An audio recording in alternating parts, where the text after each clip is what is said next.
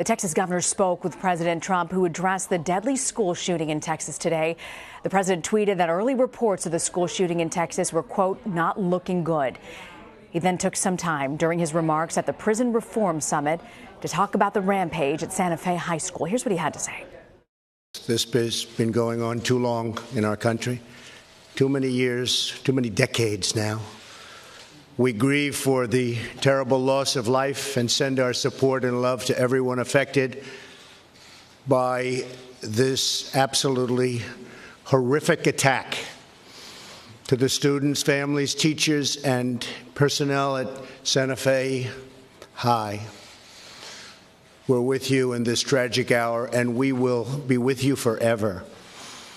My administration is determined to do everything in our power to protect our students, secure our schools, and to keep weapons out of the hands of those who pose a threat to themselves and to others. CBS News political correspondent Ed O'Keefe joins me now from the White House. So, Ed, President Trump said that everyone needs to work together to keep children safe. It echoes a lot of what he said after the Parkland shooting. When he addressed the NRA 10 days ago in Texas, he was pushing for arming teachers, not gun control legislation. Where does the White House stand as we've seen more kids murdered today at their high school? It's basically what the president said. And remember, in that same address, he made clear that there would be no infringement of Second Amendment rights as long as he's president.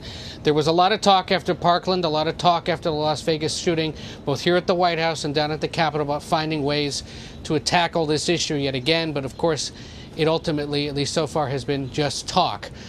Perhaps the one notable thing that is ongoing for the administration right now is the ongoing review of the potential ban on those so-called bump stocks. Remember, that was the device used after the Las Vegas shooting.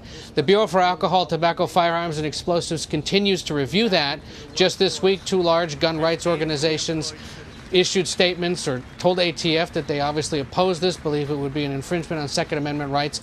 And the acting director of the agency actually told lawmakers earlier this spring that ultimately he thinks the only way to really enact that ban would be through legislation and not through the agency, because he's concerned that lawsuits from various gun rights groups or other individuals would actually tie up the change in court. So for now, at least, there isn't much going on here from the White House regarding that, besides the comments he made today. The Education Secretary, among others, saying, there's an ongoing federal review of school violence proposals over at the Education Department, but again, no concrete action just yet. We tend to go through these cycles after mass shootings where there's these renewed calls for Congress to do something. Given the fact, though, Ed, it's a midterm year, is there really appetite on Capitol Hill to pass any sort of meaningful bipartisan reforms in the coming months? There actually is some appetite. We should point out that in a few cases, even just in recent days, there have been some proposals either introduced or advanced. One, a bipartisan bill from 3 Republicans and 2 lawmakers, including Ted Deutsch, who's the Florida congressman that represents Parkland High School, where the last school shooting or mass school shooting happened.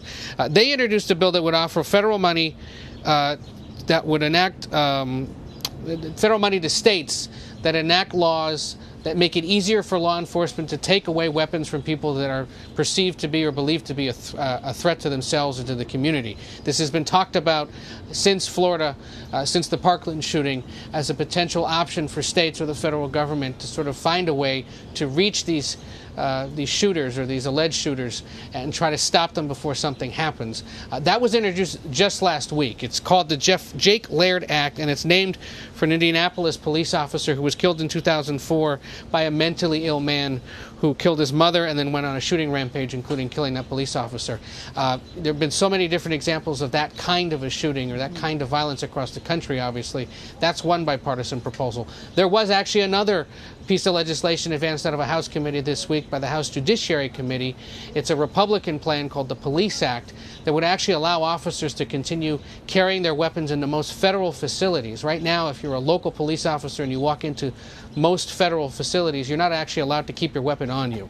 And they're trying to make it so that they can. That's in response to shootings that have led to the deaths of police officers in recent years in Texas, in Louisiana, recently in Gainesville, Florida. That doesn't necessarily address school shootings, but it does address another aspect of gun violence, obviously. Will be interesting to see whether the president gets traction on arming arming teachers in the classroom. Ed O'Keefe, right. I want to thank you so much for joining us, Ed.